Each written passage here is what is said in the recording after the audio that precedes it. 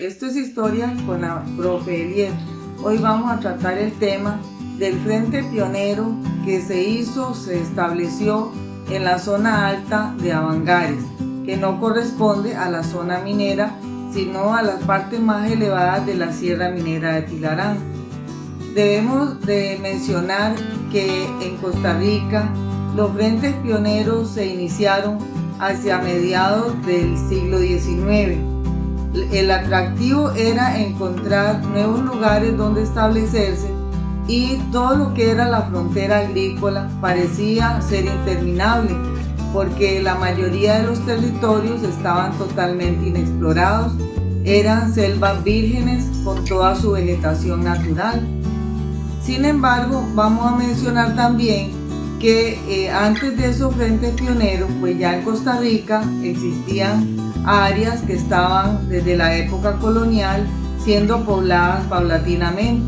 La primera de ellas fue la zona de Nicoya, desde donde ingresaron los primeros grupos de colonos que procedían de España y de distintos lugares de América, desde donde iniciaron las exploraciones hacia el territorio de Costa Rica. Y de ahí incursionaron hacia el Valle Central. En el Valle Central se van a establecer hacia el Valle Central Oriental, lo que hoy es Cartago, y el Valle Central Occidental, que es Heredia, San José y Alajuela.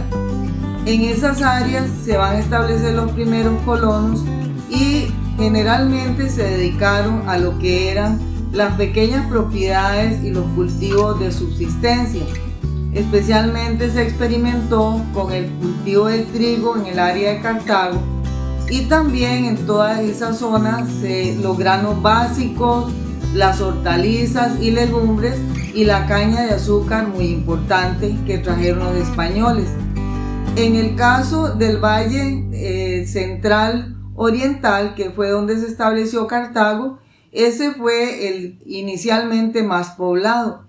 Desde ahí se empezaron a explorar nuevas regiones cercanas para establecer nuevos poblados, generalmente donde ya habían existido o existían todavía pueblos aborígenes.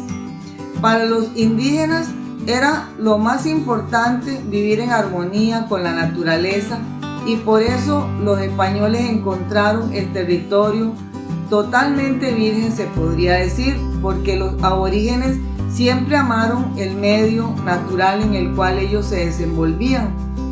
En el área del Atlántico, lo más poblado llegó a ser, y que no fue verdaderamente muy poblado, fue el Valle de Matina, donde se establecieron el cultivo de cacao, que era de propietarios españoles, ausentistas que tenían esclavos negros trabajando en las plantaciones de cacao. Y generalmente a este tema del poblamiento y las mezclas de razas o de grupos étnicos nos vamos a referir en otro tema y específicamente más en Guanacaste, debido al origen de su población más mestiza en esta zona. Y después de Matina también se puede mencionar que en algunos otros lugares hubo inicios de actividades muy importantes dedicadas a la ganadería extensiva, como fueron Esparza y también Guanacaste. Esas son las áreas entonces más pobladas que había durante la época colonial y muchísimos años después de la época colonial. Ya entonces a mediados del siglo XIX empiezan pequeños grupos de migrantes de áreas cercanas a otras zonas que eran inexploradas para investigar si podían establecerse, puesto que ellos consideraban que todos los territorios eran baldíos.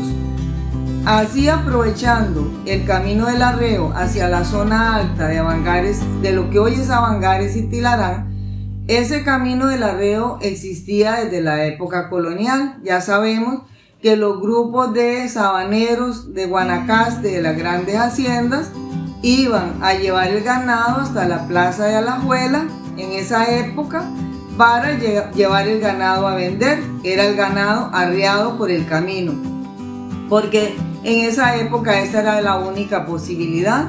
Era un trabajo extenuante, duro, de largas jornadas, que propició también que en los cruces de camino iniciaran pequeños poblamientos, lo cual es muy importante.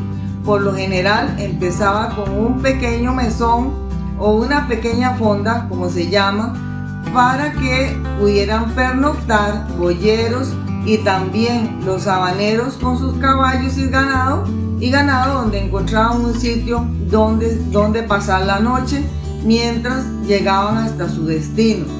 Ese camino del arreo venía desde Esparza por las partes altas de las serranías hasta bajar por ese camino hacia San Juan, lo que hoy es San Juan de Avangares, y bajar hasta por la Hacienda La Culebra y de ahí al resto de Guanacaste.